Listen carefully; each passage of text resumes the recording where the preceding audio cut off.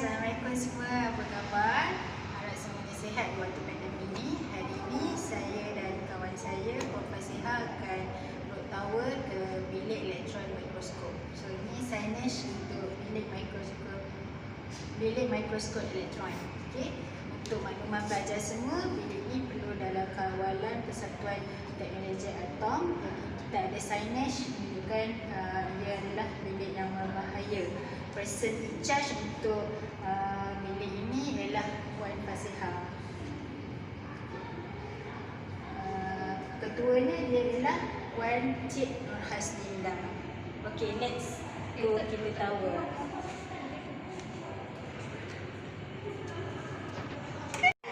Di bilik sampel processing untuk sampel TEM.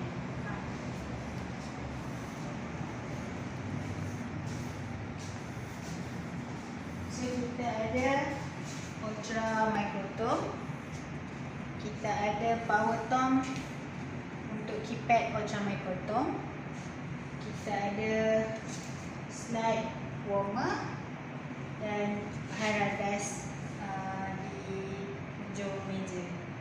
So kita ada table bench yang tetap untuk memastikan semua kerja-kerja dalam keadaan teratur. Okay. Saya on dulu ultra microtome ni.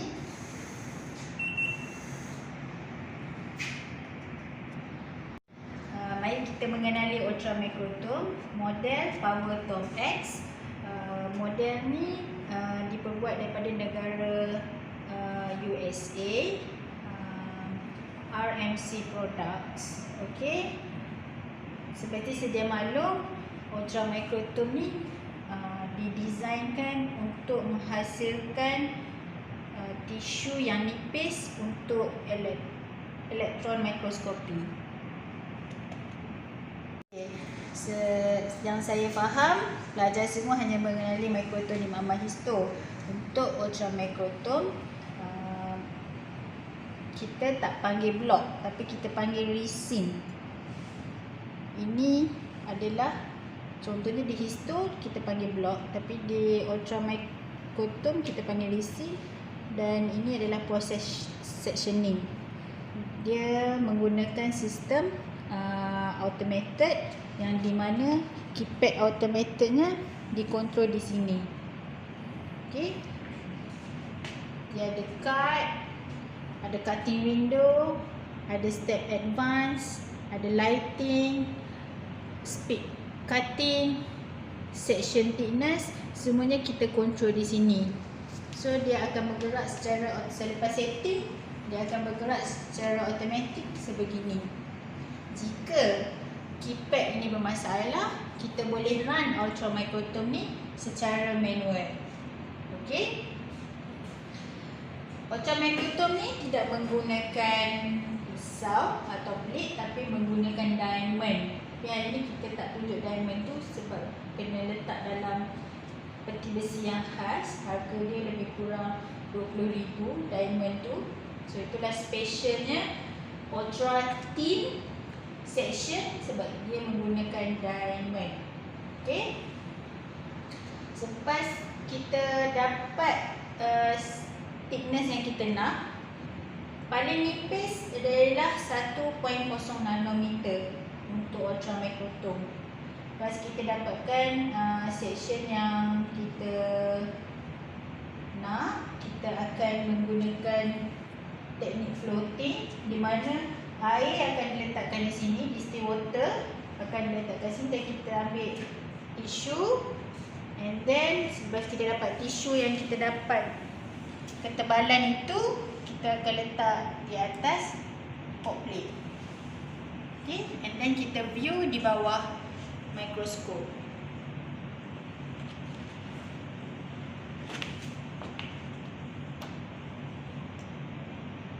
Bila telah kering, kita lihat bawah mikroskop. Jadi bila kita dapat bahawa resin yang kita produce sebegini, mengambil masa 2 minggu. Mengambil masa 2 minggu. So kat sampel prep ni, student untuk prepare jadi ni je mengambil masa 2 minggu. Dia ada processing dia, dehydration and bending dia. So pelajar kena schedule betul-betul, journey betul-betul, berapa lama you all punya projek untuk pastikan mendapatkan cell section yang terbaik. Okey. Bila kita dah view di bawah mikroskop, kita tahu sel tisu yang mana kita hendak dapatkan. Kita buat lagi sekali cutting resin block yang kita puas hati tadi. So kita buat pula teknik tu untuk kita letak di grid. Ni contoh adalah grid. So sampel last kali akan diletakkan dalam bentuk grid. Okey. Nak ambil tisu dari pelajar boleh bayangkan kawasannya mempunyai air dan kita menggunakan loop khas dia untuk transfer dalam grid ni. So grid ni nanti dia perlu dikeringkan dalam masa 1 hari. Kemudian kita akan transfer grid ni dalam bekas ni. So in the end, sebelum kita nak view di bawah elektron mikroskop, sampel hendaklah disimpan dalam box grid ni. Okey? Harap semua faham.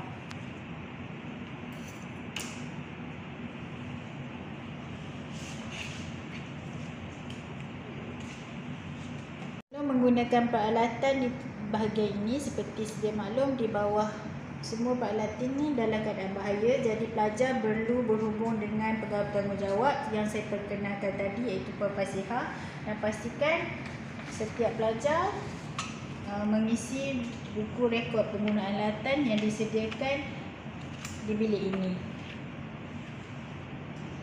Ini adalah manual yang disediakan di dalam bilik ini. User Guide for Power Tom Ultra Microtome. Jadi pelajar boleh refer bagaimana cara untuk menggunakan Ultra Microtome dengan lebih detail. Next kita akan belajar tentang transmission electron microscope. So kalau tengok view-nya, sebab tu perlu mendapat kelulusan daripada pelesenan tenaga atom, kerana nak handle peralatan ni bukanlah sembarangan orang. Person in charge, contohnya Puan Fasihah telah mendapat kelesinan untuk runkan mesin ni. Okay. Ini adalah transmission electron microscope model Tech 9 daripada Fair Company. Okay. Secara generalnya, mari kita mengenali ni untuk view ibarat kita menggunakan mikroskop. Kalau kita tak gunakan binokular ni, kita boleh direct tengok sampel tu secara mikroskopik di bahagian ni. So kita ada 2 tempat untuk kita fokuskan keypad. Kalau mikroskop biasa kita manually fokus, tapi kat sini semua kena adjustable. So dia ada untuk dark field, reflection, wobble, dan dia menggunakan kontrol yang seperti ini untuk mencari sel yang betul-betul kita nak measure. Okay. So kat sini kita boleh tekan fine, nak tambah intensity, nak tolak, semuanya kita kena setting di bahagian ni. Okay. Ingat tak sampel yang saya tunjukkan tadi? Sampel tu kita perlu masukkan ke sampel holder ni. Okey. Grid tadi kita masukkan di sini, dan kita perlu masukkan di bahagian lubang ni, dan memastikan gas nitrogen mencukupi untuk proses elektron mikroskopi ni berlaku. Okey. Kita masukkan di sini. Bila dah complete, dia akan berbunyi tak macam tu, baru kita boleh run ataupun view sampel ni dengan keadaan selamat. Okey. Seperti yang saya maklumkan, proses elektron mikroskopi ni tidak akan berjalan jika kita tidak mempunyai gas nitrogen. So, ini adalah tank dia, gas nitrogen ni. Tapi dia kosong. Gas nitrogen ni tak disimpan di sini. So, saya tak boleh tunjukkan sebab dia kena dalam keadaan sejuk. Bila kita betul-betul nak view je, saya boleh ambil betul-betul tank gas nitrogen tu diletakkan di mana. Mesti you fikir kat mana, kenapa guna gas nitrogen ni. So dia akan letakkan gas nitrogen ni di sini. Dia akan masukkan. Okay. So you dapat bayangkan So kita dah letak dia punya tank kat situ. Baru kita boleh run mesin ni. Sini student boleh nampak kan, ni adalah contoh-contoh hasil daripada sini yang ada yang menggunakan elektron mikroskop. Ni adalah gambaran sel yang di measure. Okay, warna dia memang tak ada warna color, memang warna hitam putih. So kita akan, yang betul-betul berminat kena betul-betul belajar. Kosnya hampir 1000 lebih untuk kita training, untuk pastikan kita dapat hasil yang terbaik lah menggunakan elektron mikroskop. Warnanya memang hitam putih, tapi kita boleh measure. Okay, saya rasa itu saja. Semoga ilmu yang disampaikan dapat memberi sedikit gambaran bagaimana bilik transmission elektron mikroskop. Tapi sebelum itu, kamu sebagai pelajar perlu pastikan makmal ini perlu dapat lesen daripada tenaga atom.